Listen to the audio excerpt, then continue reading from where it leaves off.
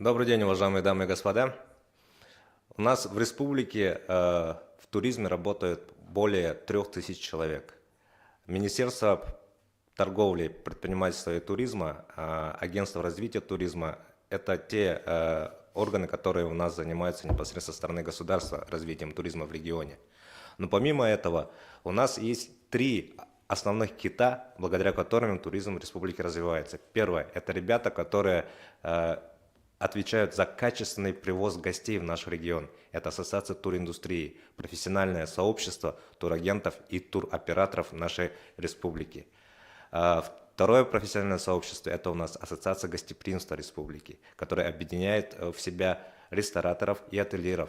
Они отвечают за качественную встречу наших гостей, гостей нашего региона. И третье сообщество — это Ассоциация местных производителей, сделано в Якутии. Они отвечают за то, что можно увезти на память о нашем регионе, на память о Якутии с собой. Это ассоциация, сделана в Якутии.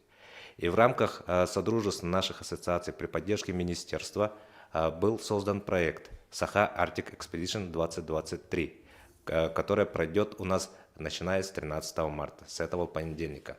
Более подробно о целях и о задачах данного проекта я бы хотел предоставить слово одному из первых туроператоров нашей республики, обладателю первого нагрудного знака за вклад в развитие индустрии туризма и гостеприимства республики Михаилу Ивановичу Местникову, директору компании «Ин-Якутия» и сопредседателю Ассоциации туриндустрии Якутии.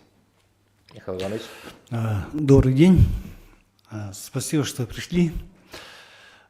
Этот проект был задуман давно, но воплощается примерно через полтора года, да? А так мы стали готовиться к проекту с осени. Проект очень большой. Почему он был задуман? Да, потому что это туризм у нас развивается. Мы в данное время туроператоры охватили центральные районы республики, северные, то есть это Мома, Аймякон, и южные, да, и Вилюйская отчасти, да, Вилюйская группа улусов. А Арктика у нас остается вне внимания. Вот эта экспедиция имеет цель изучить, в первую очередь, выявить, какие стороны, да, для развития туризма. Так, маршрут пройдет по 2 северным и по 4 арктическим улусам. И так, он соединит 2 полюса холода. Это Аймякон и Верхоянск.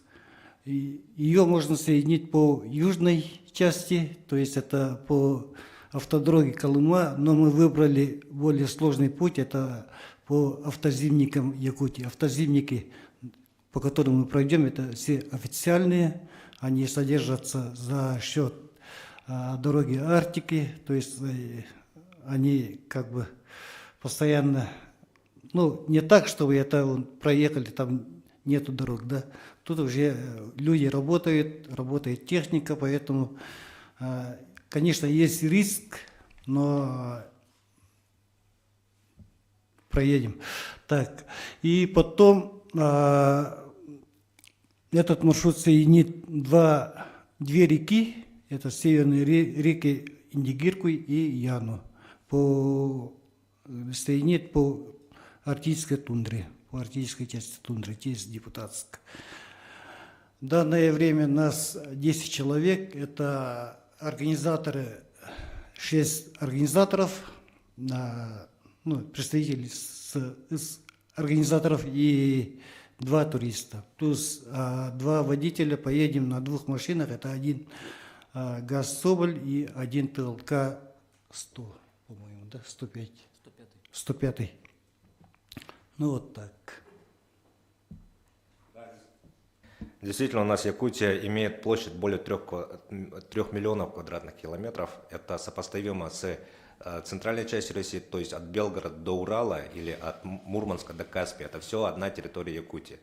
И, естественно, мы согласны с тем, что много неизведанного у нас в Якутии есть. Мы даже как земляки, возможно, не знаем того потенциала, который можно раскрыть в наших арктических улусах. И как раз-таки более подробно о целях нашего проекта расскажет исполнительный директор Ассоциации туриндустрии Якутии, директор компании туроператора Байнайтур Аркадий Васильевич Дорофеев. Добрый день. Значит, что я хотел сказать, да? Ну, идея осуществить такой проект, она была очень интересна, и когда, значит, Михаил Иванович предложил, я сразу ее подхватил, и мы стали очень активно работать. Сегодня уже осталось буквально 2 дня последних, и выходим на старт. Значит, как уже Дмитрий Анатольевич сказал, территория Якутии очень обширная, есть много участков неизведанных, неисследованных. В любое время года можно проехать туда и впечатлиться этими красотами. У меня с молодости, когда в первый раз столкнулся с этой темой в туризме, было непреодолимое такое желание показать эти горы, реки, озера. И, собственно, это чувство у меня до сих пор не пропало. И сегодня, когда правительство Российской Федерации стоит на том, чтобы развивать местный внутренний туризм, мы очень активно работаем над этим. И сегодня у нас стоит такой большой проект, очень интересный, растянется он на 3 недели. Мы проедем по всем этим пунктам, как уже сказали, по 2 северным и 4 арктическим регионам нашей необъятной республики. И, значит, будем работать также с администрациями на местах. Почему? Потому что сейчас уже границы открываются со стороны Юго-Восточной Азии, и те же китайцы, японцы, корейцы дышат нам в затылок. И мы должны быть к этому готовы, с тем, чтобы, значит, знать азы гостеприимства, зарабатывать, чтобы деньги в виде валюты, в рублях оставались у нас в бюджете, не вывозились из республики. Весь цивилизованный мир так работает и живет.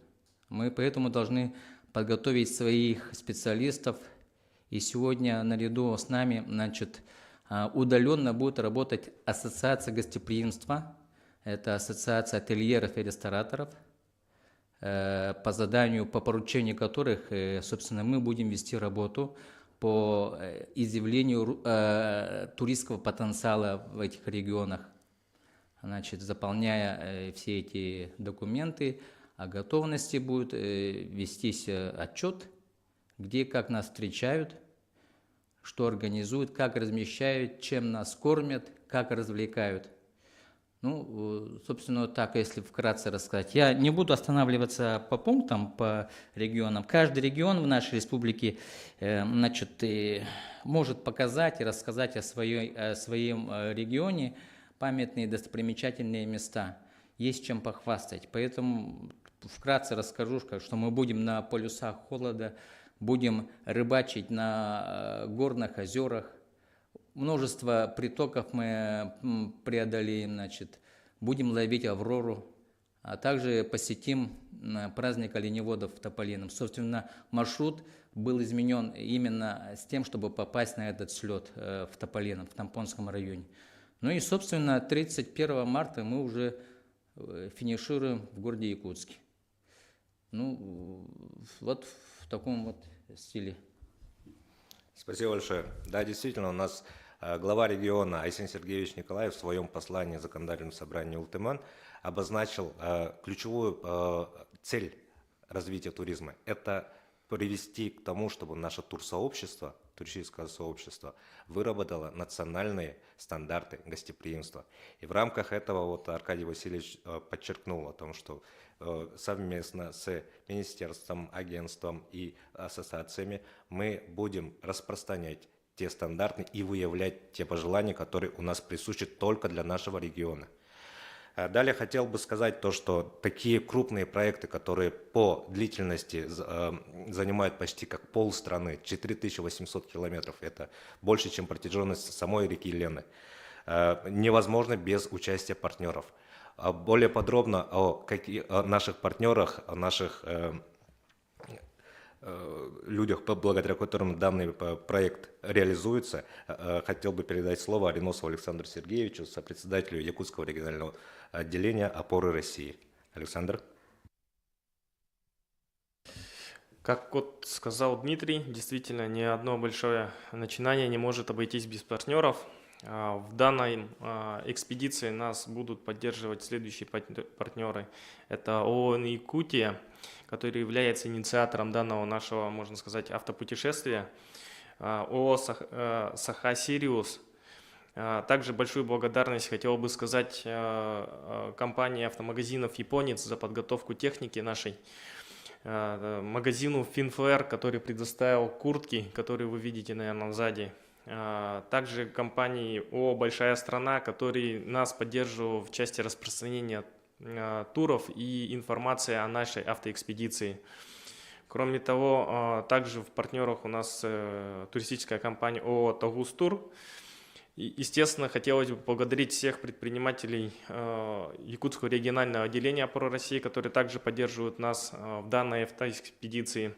Большую благодарность хотел бы выразить, конечно, Агентству развития туризма и Министерству предпринимательства за поддержку. Спасибо большое. Действительно, у нас на сегодняшний день в республике действует более 90 турагентов. Турагентство отличается от простых турфирм тем, что это ребята, непосредственно занимающиеся продажей готовых турпродуктов. А турпродуктами является непосредственно маршрут. Его создают туроператоры. В Едином федеральном реестре туроператоров России за Якутией числится более 30 туроператоров. Одним из них является компания «Саха-Сириус», директор которыми является Александрова Сахаяна Гавриловна. Сахаяна Гавриловна, расскажите, пожалуйста, какие испытания и какая экипировка у нас будет на данной экспедиции? Добрый день всем. В феврале месяце у нас состоялось выездное тестирование палаток, а также спальных мешков и способов настила в условиях снега, в условиях Арктики. И нам удалось выявить плюсы, минусы определенных фирм. Все мы называть не будем, но по тестированию, значит, что касается настила, мы тестировали несколько видов пенок туристических, а также компания «Сахабулт» нам любезно предоставила натуральные настилы из шкуры оленя. По итогам тестирования мы решили оставить натуральный настил, который будет очень теплый, и он очень хорошо испытывается в условиях севера, и наши лениводы, охотники и другие туристы экстремального вида испытывают и очень хорошо, тепло отзывается об этих, скажем так, натуральных матрасах. Ну, это в народном, да, использовании слова. Также мы оставили палатку Хангады. Байкал. Да. Байкал 12. Да, мы решили взять с собой Байкал-12. Это уральская фирма. Да, уральская фирма. Ага. Между... Каким еще мы выбирали? Там еще какая была? Да, Тикси. Да. Зод палаток выбрали. Да. Что касается экипировки, мы решили выбрать очень красивый, яркий желтый цвет. Это как солнце в Арктике, которое очень ценно и очень тепло, и вообще солнце является для нас жизнью. Поэтому мы выбрали очень красивый желтый цвет. Эти куртки нам предоставила фирма «Финфлэр», за что мы им очень благодарны. Куртка очень теплая, она, значит, шита из очень технологичного материала, который сдерживает тепло, но и в то же время дышащий. Вот. На нас мы выбрали цвет мави, это цвет льда и рек нашей республики, очень красивые толстовки, они были шиты в компании «Острог», за что мы тоже им очень благодарны.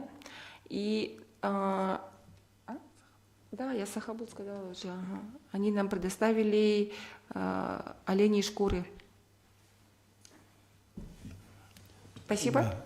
Дмитрий, могу я немножко дополнить, да? Вот у нас якутский туризм как бы очень сезонный, да? Вот, летом у нас очень много туристов. Вот, например, наша компания летом обслуживает очень много туристов с центральных регионов России. Очень-очень много туристов приезжает. Зимой как будто это отшило, да, ножом. И, работаем, но их очень мало. Мы, вот этой экспедиции есть цель выявить, то есть расширить горизонты туризма именно в палаточном туризме в зимнее время. Поэтому мы уже начали испытывать снаряжение для зимы. Это спальники, коврики, палатки, печки, даже и топливо, да? Способы топлива. И будем, да, конечно, все это испытывать во время нашей поездки, чтобы потом в последующие годы весь этот опыт применить именно для создания маршрутов в зимнее время, вот, для проведения туров в зимнее время. Вот. Спасибо. Спасибо, Михаил Иванович. Действительно, по методике Всемирной организации туризма при ООН, массовый туризм развивается в радиусе 3 часов езды от точки входа в регион. То есть, по простому примеру, Турция для россиян не продает свою столицу, Анкару. Он продает понятие «лето» для россиян и для этого построил аэропорт в городе Анталии. И в 3 часов езды как раз-таки от аэропорта, то есть от точки входа в регион, там выстроена вся массовая часть туризма. В этой части, в нашем регионе, массовый туризм может родиться также от города Якутска в радиусе 3 часов езды. Основной точкой притяжения которого является шедевр всемирного наследия ЮНЕСКО – это Ленские столбы. Плюс Аймекон Полис Холод, зарегистрирован товарный знак, притягивает очень много людей со всего мира. Более 70 иностранных туристов, из 70 стран иностранных туристов побывали на полисе Холода в Аймеконе и в Томторе за все это время. И действительно, у нас еще много разных маршрутов, много интересных точек притяжения, которые могут быть интересны для всех жителей планеты.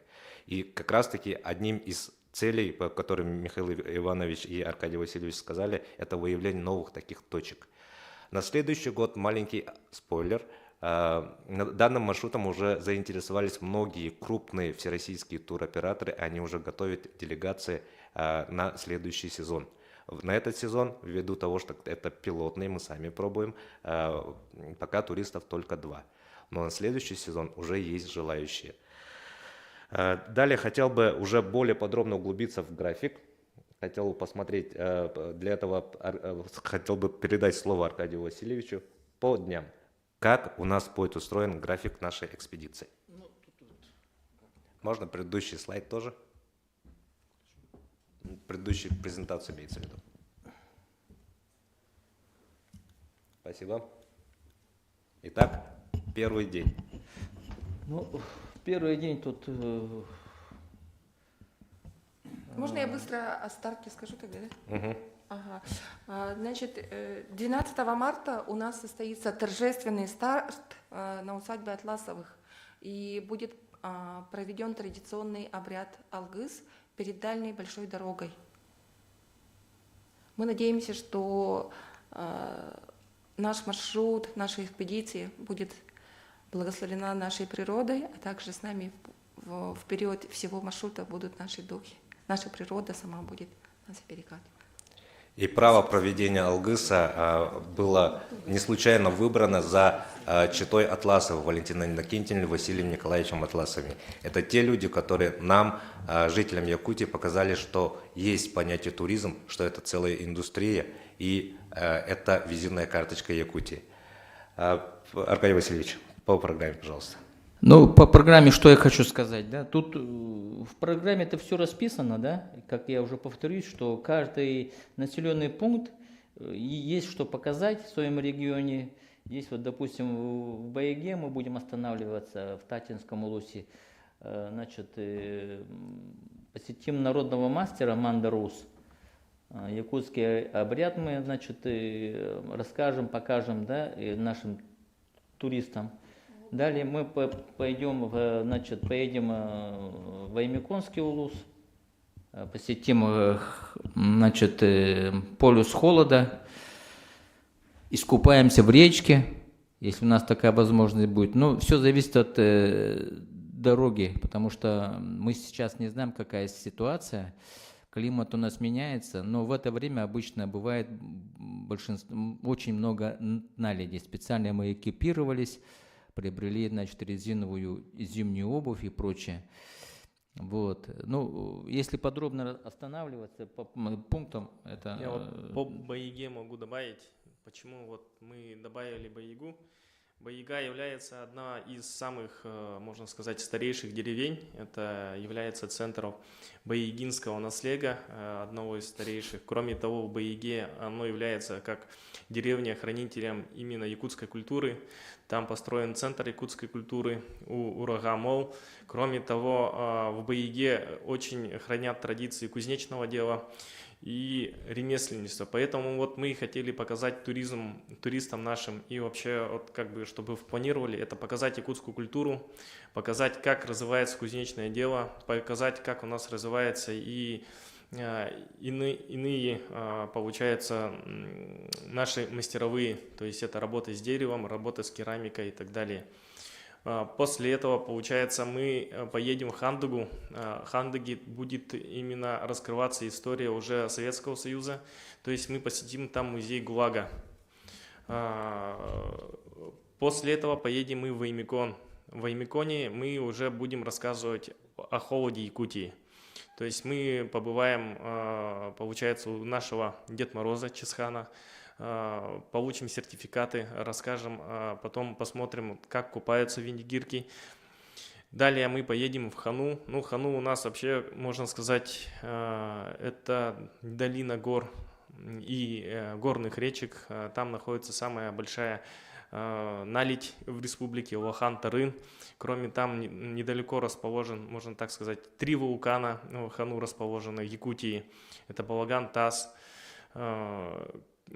Кроме этого, в Хану покажут культуру и, главное, самобытную кухню местную. После этого мы поедем уже на север. Это по пути мы посетим город Зашиверск, который утерянный. Обязательно тоже про него расскажем, покажем, почему, когда он основывался, причины его исчезновения и почему вот он называется Зашиверск. Далее мы поедем на Белую гору. На Белой горе это у нас уже получается места там, где добывается в основном кость мамонта.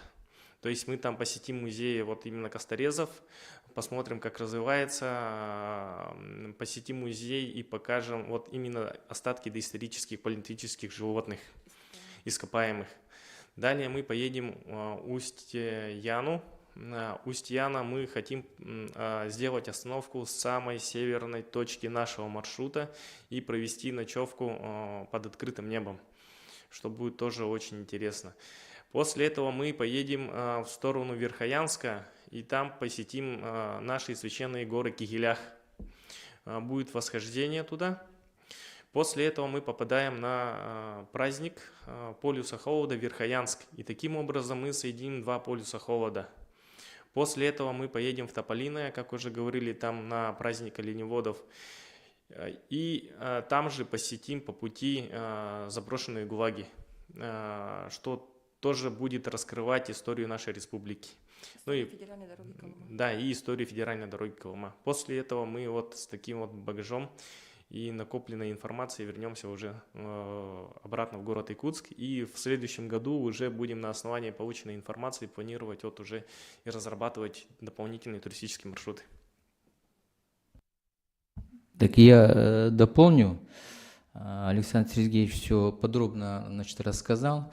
Основной акцент также, он рассказал о достопримечательностях каждого региона, но основной акцент все-таки мы будем делать на местных предпринимателей, которые будут встречать гостей, размещать, кормить и развлекать, то есть проявляя все азы гостеприимства. Только потом уже готовы мы будем после отчетности уже знать, кто, как, где, как принимает. После этого мы уже готовы будем принимать как туроператоры наших гостей из всех регионов, и не только из Западной России, но и из Юго-Восточной Азии. Поэтому здесь не просто какие-то эти покатушки, да, за холодом, а тут работа такая активная, очень интересная, кстати. Ну вот таким вот образом. Да, я вот еще хотел дополнить, еще вот наша большая задача – это вот как раз раскрыть гастрономические вкусы Арктики, чтобы показать не только наши достопримечательности, но и раскрыть нашу кухню. То есть в Верхоянске это зайчатина, там абый или северные усы – это наша северная рыба.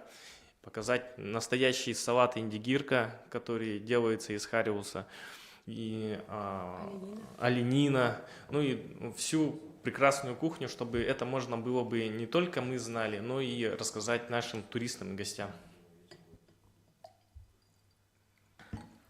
Спасибо большое. И хотел бы передать слово нашему министру предпринимательства, торговли и туризма Республики Саха-Якутия Ханды Тимуру Юрьевичу. Да, добрый день, уважаемые друзья, коллеги.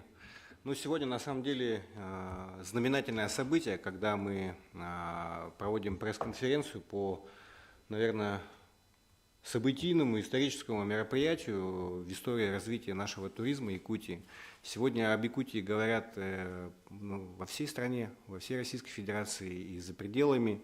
Несмотря на геополитику, все равно мы наблюдаем по большим данным, что есть и туристы из дружественных стран, которые с большим удовольствием хотели бы посетить. Но в данном случае, знаете, я бы хотел показать на примере, как в прошлом году мы провели работу совместно. Благодаря агентству и предпринимателям в сфере туризма мы объединили все, создали ассоциацию. И как вы видите, сегодня 4 конкурента едут в одной экспедиции. Это туроператоры. А здесь объясню, почему так происходит. В прошлом году мы поставили исторический рекорд за всю историю Якутии по туристическому потоку. И это еще только начало. Сегодня туристов больше, чем компаний, которые могут их принять, показать маршруты. Поэтому сегодня компании все объединяются, консолидируются, и это дает возможность показать наиболее качественный продукт. Сегодня маршрутов у нас, ну, на самом деле, вроде бы достаточно, но все равно недостаточно, если мы уж закрыли сделку инвестиционную по новой гостинице на 154 номерного фонда. Это означает, что турпоток будет только расти. И, соответственно, турпоток – это и есть финансовый поток. Это люди, которые приезжают отдохнуть в Якутию, получить впечатления, соответственно, потратить денежки в ресторанах, в сувенирных лавках, где-то еще в такси, в магазинах. В общем, мультипликатор, это как раз эффект косвенный от туризма, он очень высокий. Один из самых высоких из всех секторов экономики. Вот просто представьте, у нас в прошлом году туристический поток был 237 467 туристов за один год. Ну и давайте представим, что каждый из них тратит 50 тысяч рублей. Это больше 100 миллиардов рублей вклада в экономику региона. Практически как половина бюджета республики. Но эти деньги не попадают в один котел, они попадают населению, увеличивается доход, получают самозанятые, получают микропредприятия, которые в целом-то и создают условия для благополучия, комфорта и безопасности. У нас, знаете, туризм очень экстремальный, особенно в арктической зоне, потому что с такими холодами ни одна техника на заводах не готовится в промышленном производстве. Даже если посмотреть на грузоперевозки, все дальнобойные машины, они оборудованы дополнительно, то есть наполовину фура загружена запчастями, бензином, чем-то еще дополнительным, и только половину берет. Соответственно, и машины, которые едут, они не все выдерживают, и это на самом деле настоящее испытание. Вот, ну а так, со стороны вот, госполитики, конечно, есть направление отдельное арктический туризм. Здесь тоже ведется работа и на федеральном уровне. Наша задача создать маршруты, создать инфраструктуру и показать туристу, что есть Якутия замечательно. У нас арктическая зона, вот так вот, если посмотреть слева направо, начиная с Мурманской области и заканчивая вот практически Якутия. Слева направо мы идем, уже в Мурманске можно посмотреть северное сияние. И для российского туриста это самая дешевая поездка будет. Слева направо мы едем, и из-за того, что отсутствует инфраструктура, увеличивается объем площадей, стоимость впечатлений становится дороже. Вот, и наша задача как бы показать людям, что это не так дорого, и это возможно, и показать федеральным органам исполнительной власти, что нужна инфраструктура, нужна поддержка для развития туристической индустрии. Сегодня у нас Якутия, наверное, популярна холодом, да? Мы к этому, тут сколько лет живем, к таким холодам тоже привыкнуть не можем, да? Хоть столько лет живем тут, но зато мы можем монетизировать это. У нас Якутия очень холодная, и мы должны научиться продавать холод. Сегодня автоэкспедиция, которая дает пресс-конференцию, это и есть монетизация холода, это продажа туристов. Наверное, один из слоганов у вас будет автоэкспедиции для достойных туристов, которые готовы пойти на такие испытания. Также хочу рассказать... Охотное путешествие. Ну, охотно. Вот знаете, вот коллеги вроде работают, да, но, наверное, каждый из нас завидует такой работе. С таким удовольствием. Мы работаем весь год и всего лишь на 2-3 недели потом берем такие туристические путевки, а коллеги каждый день работают над этим. Куда им в отпуск ехать, непонятно. Вот. Ну а так в целом по зимнему туризму, конечно, очень много работы предстоит еще, потому что мы только в самом начале находимся, хоть и давно у нас зима здесь холодная, но научились монетизировать вот только недавно. У нас сейчас идет параллельный поход нашего Дугуйдана, он уже в 3 днях находится от Мяунджи, это поселок городского типа Магаданской области. Вот. У него полностью все обеспечение, он каждый день с трекерами выходит на связь, мы знаем точную геопозицию, состояние лошадей, информация поступает, и с нашей стороны, конечно, ведется мониторинг в части безопасности. Точно такая же работа будет вестись и с нашими друзьями в автоэкспедиции. Мы, значит, по всему маршруту с руководителями муниципальных образований тоже будем держать связь, чтобы коллег встречали, провожали, чтобы сопровождали в случае необходимых инициатив, заявлений, потому что в пути лучше ничего не планировать, лучше просто ехать, потому что всякое бывает. И вот на тех же отчетах правительства, которые проходили в течение февраля, очень много машин ломалось, и даже вот я, когда ехал в Эмиконский Улус, у нас возле Кубиме сломалась машина, а там не ловит никакая связь, и это очень опасно. Поэтому я бы хотел пожелать нашим коллегам терпения. Все это обязательно монетизируется, мы будем формировать госполитику и реализовывать через агентство для того, чтобы вы могли заниматься своим любимым делом, чтобы это было доходно и чтобы об этом знали во всем мире.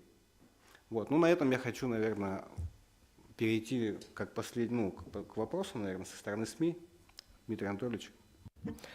Да, основная часть презентации у нас завершена. Более подробно, если хотите узнать, мы поэтому переходим к формату вопросы-ответы. Так как у нас ведется трансляция, прошу, пожалуйста, на микрофон.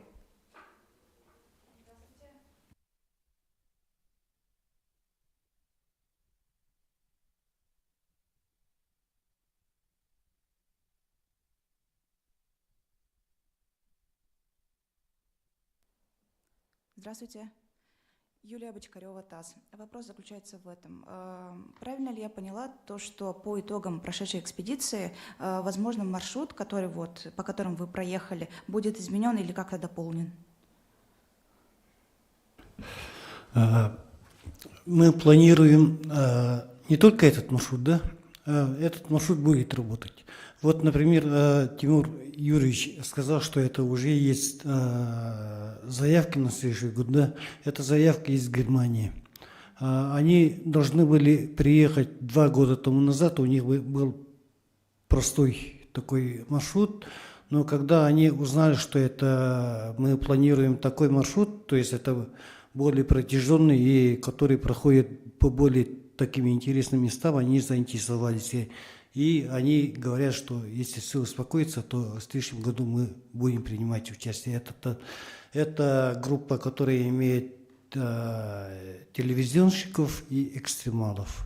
Ну, они готовы приехать. И потом готовы приехать, по-моему, еще одна группа европейская тоже заявилась на этот маршрут. То есть мы даже не поехали, а уже этот маршрут как бы уже потихоньку становится популярным. И потом, кроме этого, это не только этот маршрут, мы будем изучать другие маршруты. То есть встречаться будем с предпринимателями, которые планируют делать маршруты, турмаршруты в своих улусах, помогать им в разработке этих маршрутов. И, естественно, это будем принимать активное участие и в популяризации, и в работе этих маршрутов. То есть тур уже точно пройдет в следующем году, уже можно так говорить. Да. Да, хочу еще добавить, да, что это первый тест туристического именно этого маршрута. Он может быть проведен вот в направлении Якутск, Тата, Хандга, Аймикон и далее по маршруту, но он может также и пройти в обратном направлении, что очень удобно. Мы будем тестировать по погодным условиям, по состоянию дорог и в соответствии намеченных программ именно туристического предпринимательского плана. Ну, я еще добавлю, да, на самом деле заявки-то уже у нас есть, да, допустим, с того же Китая группы у них по 30, по 35 человек, они сразу хотели приехать, но такое количество людей мы, конечно, не можем разместить и обслужить. Потому что мы сами сейчас еще этот маршрут не обкатали, просто предлагали им, значит, маршруты более усеченные, да, скажем, допустим, доехать до Аймикона и обратно они там каким-то обратным транспортом вернулись, либо на полпути и, допустим, с депутатского вылететь на самолете. Но они говорят, наша группа 30-35. Также отозвались партнеры с Таиланда, такое же количество людей. Поэтому мы сказали, что пока воздерживаемся, на будущий год мы эти моменты отработаем. Хотел еще добавить, да, вот, по Авроре, по северному сиянию. Если смотреть географию, то наш регион более близок к Юго-Восточной Азии, да? А у них Аврора это как бы священная. И у них есть легенда, которая это, ну, так вот, ребенок зачатый под Авророй, он становится счастливым. И, кстати, про эту легенду я слышал и от японцев, и у южнокорейцев, и у китайцев. То есть это распространенная такая легенда. И они специально едут в скандинавские страны, Канада, да, а у нас, вот, если так вот прямую линию провести на север, то это Якутия намного ближе. То есть это маршрут имеет, то есть наш регион имеет большую перспективу.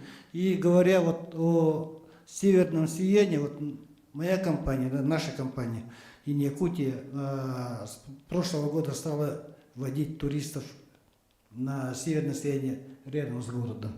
И, например, в этом году у нас было, этой зимой было 8 выездов, из них 5 выездов завершились удачно. И при том поймали очень хорошие такие сияния.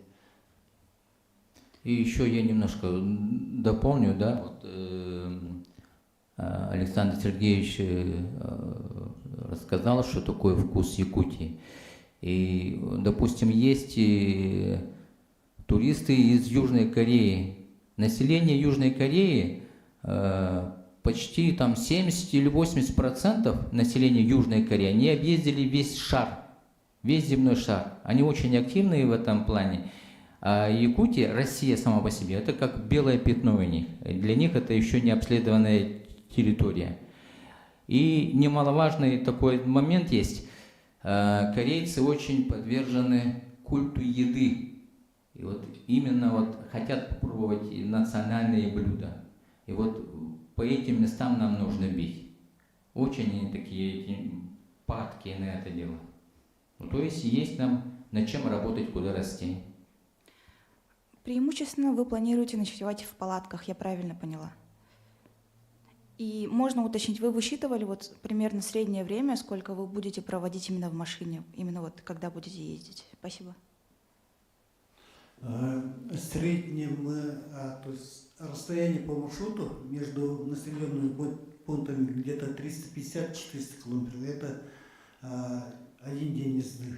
То есть утром выехали, вечером приехали. Но есть места, где расстояние побольше, и в этих местах мы будем ночевать в палатках. Да? Таких мест у нас 3, и возможно добавится еще 1.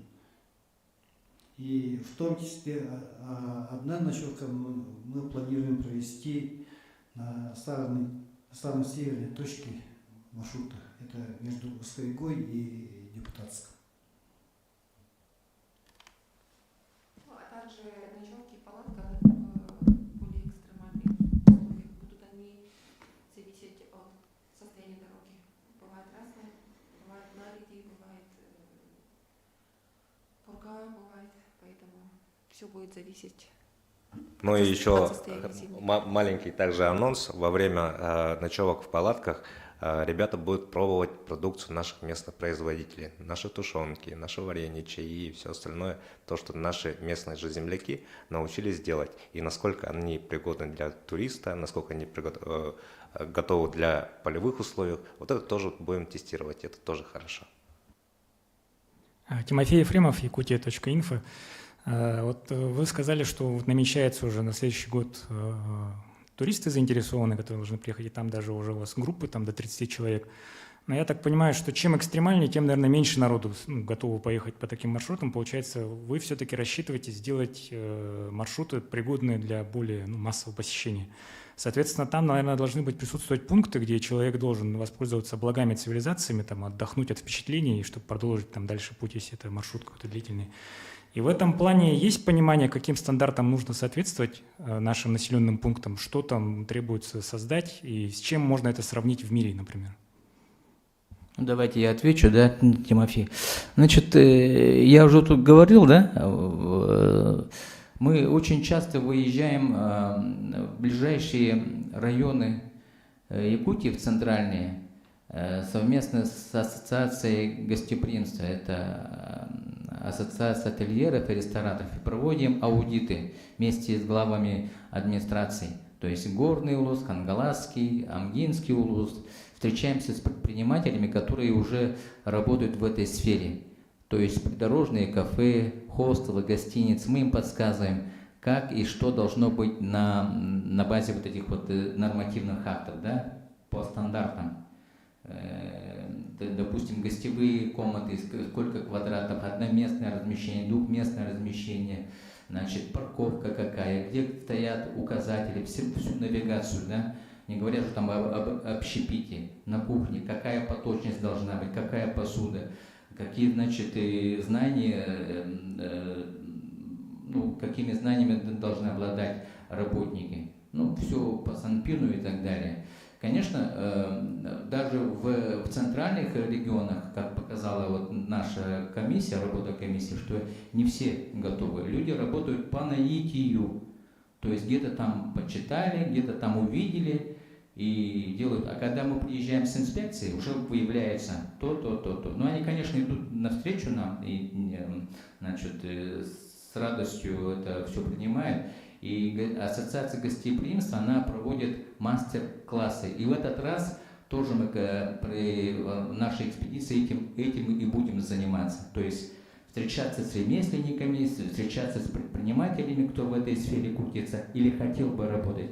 И мы уверены, что есть в регионах самородки, ребята, энтузиасты, которые хотят вот именно показать все красоты и обеспечить, и, как вы говорите, на основании всех стандартов, как должно быть, чтобы человек, допустим, из не обязательно из-за рубежа, из Западной России приехал, и его достойно встретили. И чтобы и кухня была, допустим, 70% средиземноморской и 30% местного, в зависимости от значит, его пожеланий. Также и по размещению. И тут добавлю то, что у нас в республике на самом деле есть достаточная инфраструктура. На сегодняшний день зафиксировано более 6100 койко-мест в республике. Это именно те объекты, где человек заплатно может заночевать. В нашей терминологии это называется коллективные средства размещения. На сегодняшний день зарегистрировано в республике 249 объектов размещения. Но, к сожалению, только 78 из них имеют классификацию, то есть соответствуют стандартам. Наша задача на этот год и также последующие годы нарастить количество классифицированных объектов. Для того, чтобы пройти классификацию, необходимы эксперты и, так же как в передаче ревизора, соответствует определенному чек-листу. И в этом плане профессиональное сообщество помогает. Но ключевое здесь то, что нам отрадно, то, что наши земляки уже перестают ощущать конкуренцию. Они начинают ощущать то, что они в одной лодке, и они продают один продукт, называемый Якутия. И также маленький анонс не к программе экспедиции. В эту субботу также собрались более 30 владельцев турбаз. Мы их собираем в туристическом комплексе Ортудайду. Будут смотреть в формате хозяин хозяину, что такое газгольдер, потому что многие турбазы у нас отапливаются печкой в 21 веке, и что такое модульные дома. То есть обмен опытом у нас уже межулусное, межрегиональное уже начинает идти. И наши предприниматели начали делиться своим опытом и открывать свои секреты ведения бизнеса. Потому что действительно Якутия огромная, расстояния большие, поэтому мы друг другу на самом деле не конкуренты. Более подробно, что такое массовый туризм, индивидуальный туризм, потому что ваш вопрос это как раз затрагивает. Я хотел бы передать слово Тимуру Юрьевичу. Массовый индивидуальный туризм. Я на примере хотел бы привести, когда любой житель Российской Федерации собирается уехать отдыхать за границу, это выездной туризм. Въездной туризм – это когда мы принимаем из-за границы гостей, а внутренний туризм – это перемещение граждан России между регионами. Либо в одном регионе, если это наши местные жители. А массовый туризм, это, как Дмитрий Анатольевич сказал, это 3 часа езды, порядка максимум 180 километров. Это те же пакетные туры, которые мы летим в Таиланд, в Турцию, нас садят в большой автобус, много человек, там живем, что-то делаем, возвращаемся обратно. Это массовый туризм. Если посмотреть именно на нашу республику, для нас это пока что на первом месте стоит Ленские столбы. Там уже есть все, и как раз массовый турист, к нему сложно найти индивидуальный подход, поэтому для него нужно делать максимальные комфортные блага. Комфортный душ, туалет, санузел теплый, чтобы был, да, это основные проблемы Якутии, которые всегда были. Но есть индивидуальный туризм. Это уже в другую сторону, это как раз вот куда коллеги собираются, это Аймиконский улус, Верхоянский, туда индивидуальный туризм, и там уже, знаете, индивидуально каждому. Когда мы живем в мегаполисе, допустим, в городе Москва, в индустриальном районе, когда везде звуки, шум, да, тебе хочется поехать в Якутию, в Аймикон, чтобы у тебя не ловил телефон, чтобы был туалет на улице, чтобы испытать себя, чтобы жить на улице. То есть специально люди пытаются поймать детокс. Но, конечно, не все. Есть индивидуальные туристы, на примере, допустим, Камчатского края, где летают на личных вертолетах. Это тоже индивидуальный туризм. Поэтому под индивидуальный туризм нам нужны новые компании, потому что нас уже не хватает для обработки туристов. Заявки все поступают, и коллеги вынуждены между собой делиться, и не всегда получается, и даже отказываем туристам, потому что не можем их принять физически. В Аймикон летает один самолет только у нас в республике Ил. Вертолеты, допустим, они тоже в ограничении в части эксплуатации и зимой даже. Но они есть, но их мало. То есть в данном случае нам нужны новые предприниматели, которые возьмут на себя эту роль в обработке туристов. И очень хорошее перспективное дело. Но вот в части индивидуального и массового туризма. Поэтому в любом случае делать комфортные условия надо, Но при этом нужно еще учитывать, что не всегда туристу нужны эти условия. Возможно, он специально от этих условий уезжает в дикую тайгу для того, чтобы испытать себя, поохотиться, порыбачить и просто, чтобы к нему никто не звонил, хотя бы в течение 2-3 дней. Туры разные бывают, самые распространенные туры 2-3 дней. Автоэкспедиция, вот это довольно-таки, вы правильно говорите, не дешевая. То есть массовый турист ее не купит. Массовый турист покупает туры от 40 до 60 тысяч на одного человека. Ну, это нормально, это на 9 ночей, к примеру. Тот же Таиланд, да, 150 на семью выходит. Здесь выходит дешевле, а дней больше. То есть коллеги делают вроде индивидуальный туризм, но по цене массового туризма. Это тоже интересный момент. Но вот здесь нужно тоже экономику считать. Данная автоэкспедиция рассчитана порядка на 16 человек для окупаемости и для нормы рентабельности, чтобы коллеги могли помимо того, чтобы ездить, еще и зарабатывать. Все-таки это бизнес. Основная часть дохода предпринимателей. Ну и тогда такой вопрос, вот есть какие-то понимания, как поддерживать вот этих самых предпринимателей на местах, потому что ну, понятно, что какая-то корпорация не может везде туалетов построить, прочие какие-то вещи. Проще, когда люди на местах это делают. А у нас вот есть преференции крупным недропользователям, но почему-то вот на местах, когда бизнес пытается что-то делать, никаких льгот, ничего практически не бывает у нас. Для туризма что планируется сделать? Здесь госполитика идет сначала с крупных инфраструктурных объектов, которые формируют турпоток. Турпоток, как я и сказал, это финансовый поток. Когда есть финансовый поток, предприниматели принимают решение о том, что нужно помогать легко расставаться туристам с деньгами. Это важный момент. Но с точки зрения поддержки, конечно, пока эта инфраструктура будет расти, наращивать себя для того, чтобы она была самодостаточной, предпринимателям нужна будет поддержка. И опять же в этом году мы будем предоставлять субсидии для предпринимателей, для оборудования, для строительства домиков. И в прошлом году мы попали в национальный проект, тоже исторический.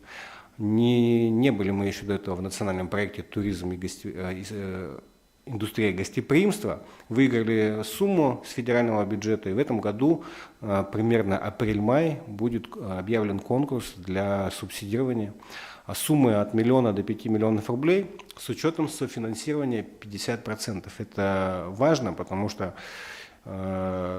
есть много историй, когда не особо эффективно используются бюджетные средства, а в данном случае, когда идет софинансирование со стороны бизнес-сообщества на 50%, это обоюдно и справедливо, и предприниматель сам заинтересован в реализации данных проектов.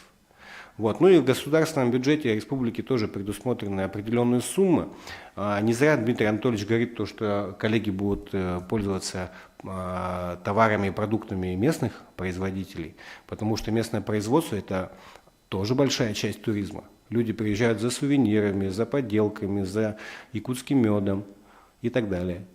Поэтому здесь и с этой стороны тоже будет меры государственной поддержки в части субсидий. Но здесь я могу очень долго рассказывать об этом. Я предлагаю, может быть, отдельно. У нас есть фонд, который льготные кредиты дает. Есть центр «Мой бизнес», который информационную, консультационную работу ведет. Есть социальные контракты. В этом году почти миллиард рублей выделен для социальных контрактов.